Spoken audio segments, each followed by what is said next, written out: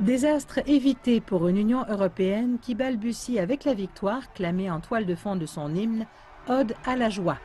La victoire irréfutable d'Emmanuel Macron contre l'anti-establishment et l'anti-Union européenne de Marine Le Pen au second tour de la présidentielle est une immense victoire pour l'Union européenne.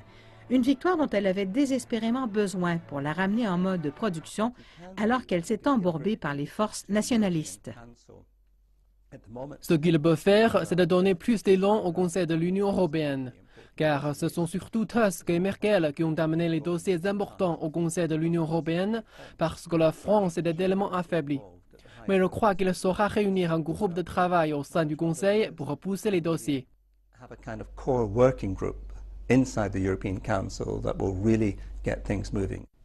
En Macron, l'Union européenne a un allié. Europhile, l'ancien ministre français de l'économie, souhaite donner un nouveau souffle à l'Europe, mais il souhaite aussi une réforme en profondeur.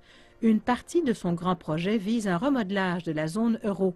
Il aspire à ce que l'Union monétaire ait son propre ministre des Finances, son propre budget et son propre Parlement. La zone euro n'est vraiment pas complète et ne marche pas aussi bien qu'elle le devrait. L'un des principaux défis de la zone euro réside dans sa gestion des tensions entre les politiques fiscales nationales dirigées par les parlementaires nationaux et la politique monétaire commune. Mais certains à Bruxelles n'ont pas autant confiance en Macron. L'Union européenne n'a pas été capable de s'engager à améliorer la richesse de ses citoyens. Si Macron ne livre pas, le Frexit demeure possible. Alors qu'il n'entre dans ses fonctions officielles que dans une semaine, Emmanuel Macron essuie déjà plusieurs critiques qui le mettent en garde contre les obstacles à venir.